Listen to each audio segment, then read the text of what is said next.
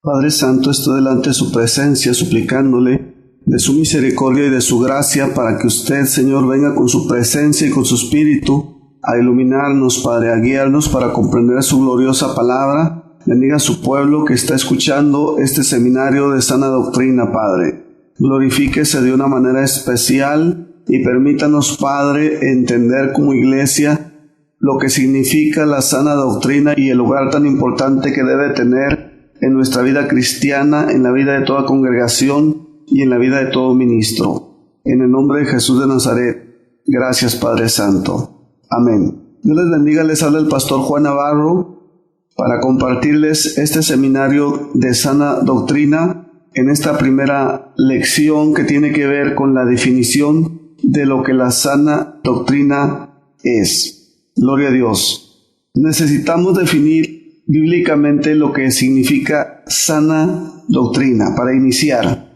del idioma griego, las palabras que se encuentran ahí, porque sabemos que todo el Nuevo Testamento se escribió en griego, las palabras sana doctrina es la palabra hugiaino y la palabra didascalía.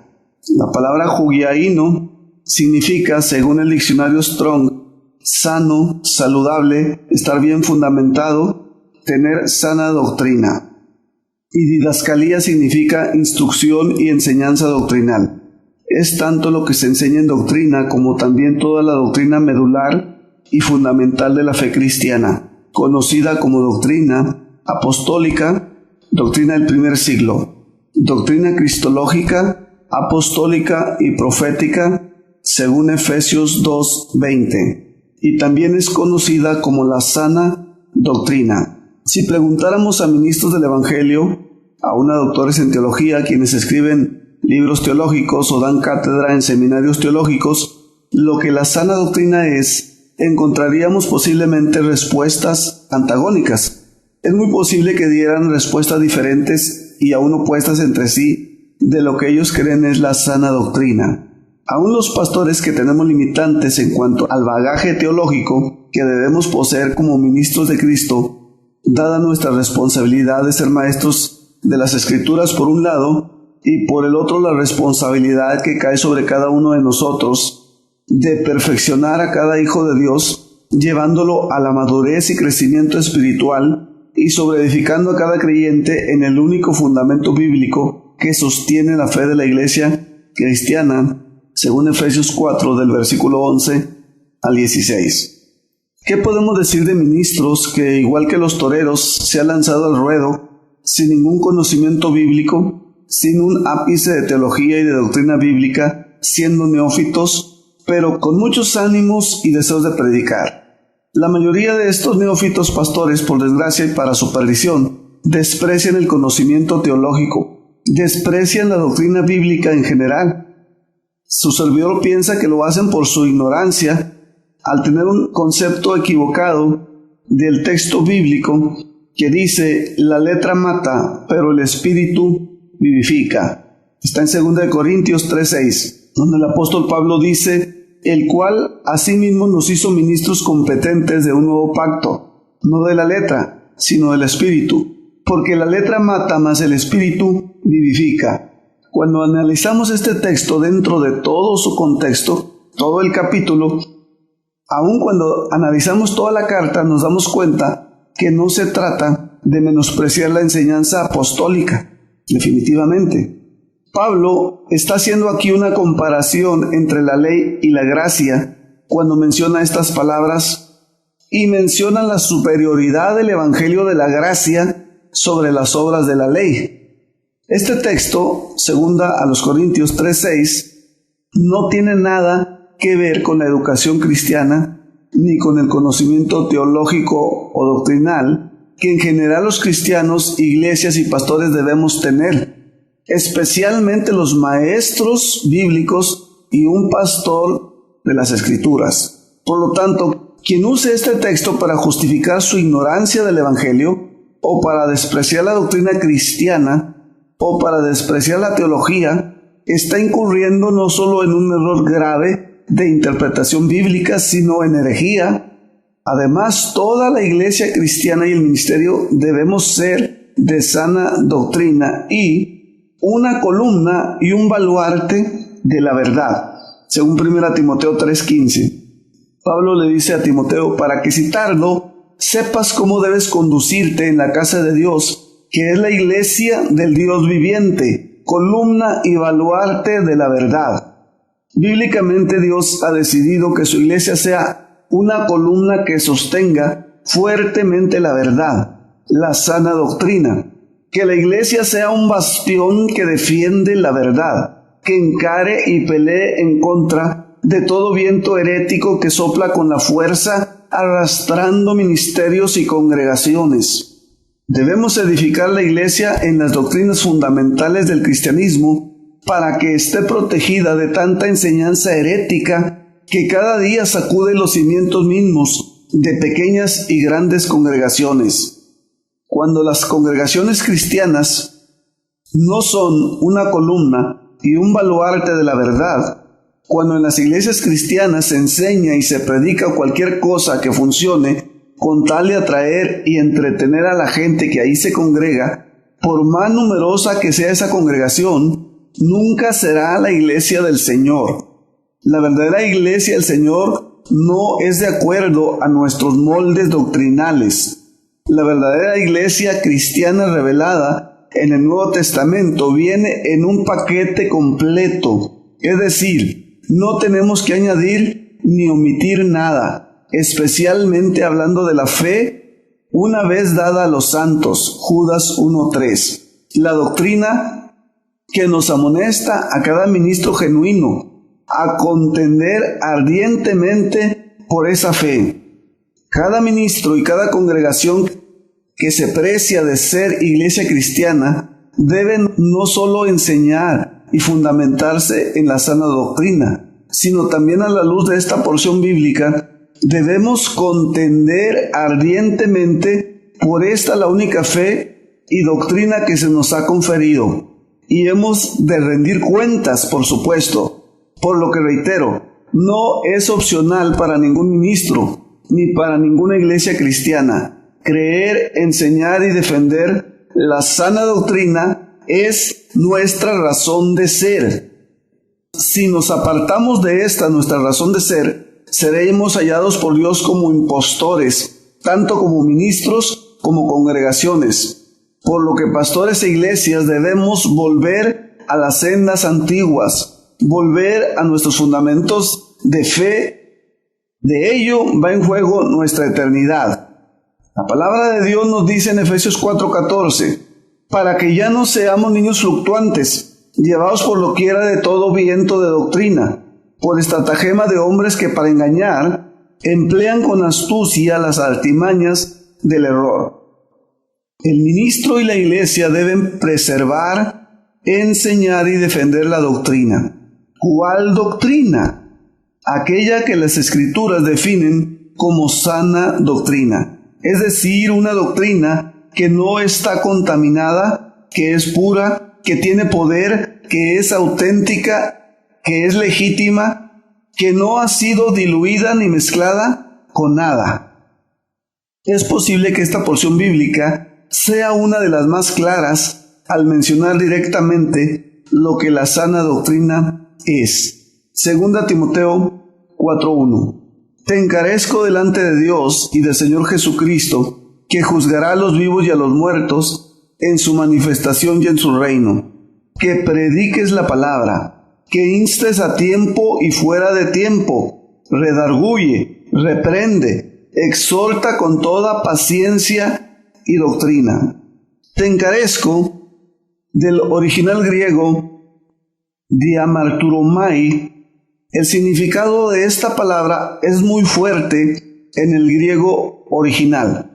Significa protestar fervientemente, declarar solemnemente, encargar bajo juramento solemne. Pablo está diciéndole al pastor Timoteo, te pongo cara a cara con Dios y con su Hijo Cristo. Esta es una protesta solemne, la que Pablo encarga a Timoteo. Y luego continúa que juzgará, de la palabra griega crino.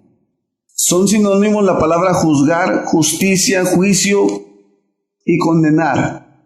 En el tiempo futuro, juzgar a todo ser humano, en su manifestación, en su epifanía. El diccionario Vine nos dice que epifanía se refiere a la aparición resplandeciente de Cristo para juzgar y darle la entrada a su reino a quienes verdaderamente sean suyos. Reino, de la palabra griega basileia, significa reinar, reino, gobernar. El diccionario Vine dice que reino es primariamente un nombre abstracto que denota soberanía, poder regio y dominio. Pablo dice que prediques, del original griego keruso. Habla de un pregonero, de un heraldo, de alguien que públicamente proclama un mensaje. El diccionario bíblico Vine dice que keruso significa ser heraldo, proclamar. Como en Mateo 3:1 dice que estaba predicando, de la palabra logos, que prediques la palabra. Predica, enseñanza, que significa instrucción, que significa doctrina. En este pasaje se hace alusión a la sana doctrina y a la exposición del Evangelio. Versículo 3. Porque vendrá tiempo cuando no sufrirán la sana doctrina, sino que teniendo comezón de oír, se amontonarán maestros conforme a sus propias concupiscencias. Texto griego. Está hablando este texto griego de una profecía futura, porque vendrá tiempo cuando no sufrirán la sana doctrina. El apóstol Pablo está profetizando de un tiempo en el futuro de la iglesia y del ministerio, y no me cabe la menor duda que es el tiempo presente, el tiempo nuestro. Porque vendrá tiempo cuando no sufrirán la sana doctrina.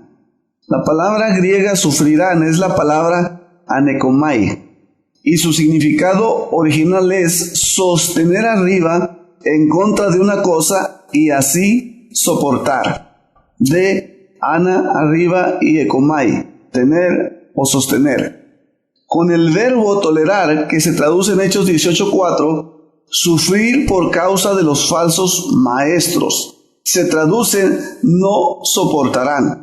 Entonces ese texto se interpreta así: porque vendrá tiempo cuando no van a soportar la sana doctrina, sino que teniendo comezón de oír, se amontonarán maestros conforme a sus propias concupiscencias. Dios nos advirtió a través del apóstol Pablo, enseñando que la iglesia y ministerio no tendrían valor para defender, cuidar la enseñanza ortodoxa, que lo iban a descuidar, que no iba a ser defendida ni enseñada más su sana doctrina. Originalmente el texto dice que la iglesia y ministerio no podrían sostener en alto la pureza de la sana doctrina.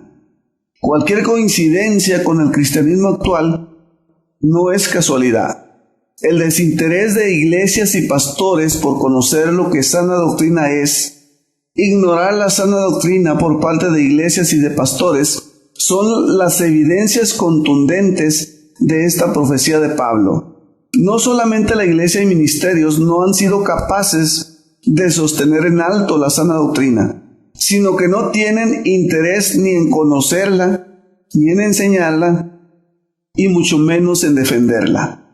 Pero debemos reconocer la forma directa en la que la palabra de Dios hace mención a los falsos maestros. Es la misma palabra de Dios quien enseña y predica todo aquella que iglesias y pastores quieren oír de sus concupiscencias, de sus deseos carnales. Un problema muy serio, diría fatal, es la labor destructiva que realizan los falsos maestros actualmente. Lo más lamentable es que iglesias y ministros no ven este daño que están haciendo estos falsos maestros dentro de la iglesia del Señor, y toleran sus enseñanzas, no solo al exponer a los creyentes a la misma, sino ocasionalmente enseñando lo que los falsos maestros escriben en sus libros heréticos y anticristianos.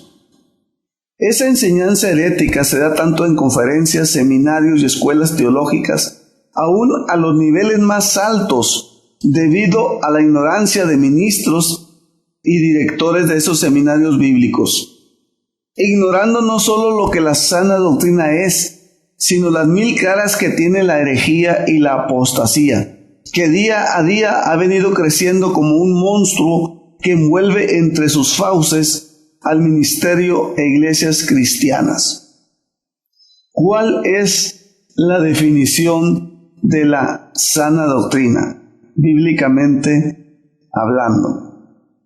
Respuesta: es una doctrina no adulterada, que se guarda en su pureza original, de judaísmo y de didascalía.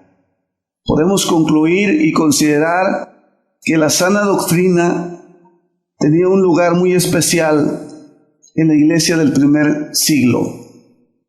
¿Cuál será la razón del abandono de la sana doctrina por parte de iglesias y pastores hoy? Las respuestas son varias, entre ellos la apostasía, pero también definitivamente la razón principal de por qué ha habido un abandono a la sana doctrina es por la ignorancia que hay hacia la enseñanza del primer siglo y porque se enseñan doctrinas de hombres en la actualidad, por el pragmatismo, por el ecumenismo que existe, donde a muchas iglesias y pastores lo único que les interesa es los números. Quieren tener mega iglesias aún enseñando lo que sea. ¿Con qué nombres bíblicos se le conoció a la fe del cristianismo? Desde luego que la respuesta es: durante el primer siglo se le conoció como sana doctrina. Bíblicamente, ¿qué significa la iglesia? Como una columna y como un baluarte de la verdad. La respuesta es que la iglesia debe ser un bastión, debe ser una fortaleza, donde se enseñe, donde se cree, donde se predica la sana doctrina y desde luego donde se defiende el único verdadero evangelio. Y por consecuencia, ¿qué sucede a toda iglesia que no es ni columna ni baluarte de la verdad? ¿Qué sucede con aquellas iglesias y ministerios que no están enseñando sana doctrina, que no les interesa?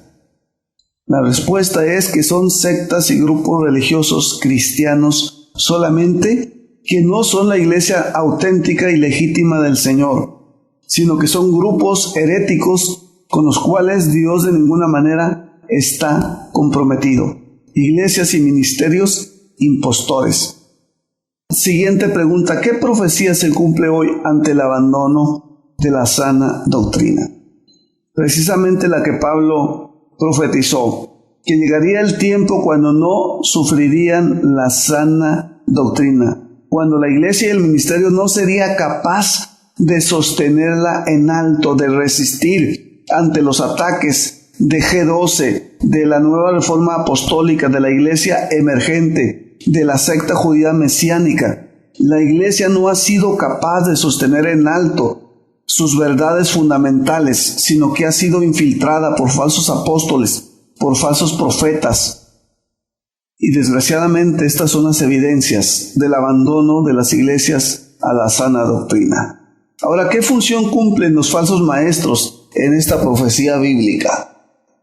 Lamentablemente tenemos que hacer referencia también a Judas, capítulo 1, donde se da el perfil de los falsos maestros, que son estrellas errantes, que son gente inmoral, que es gente vividora.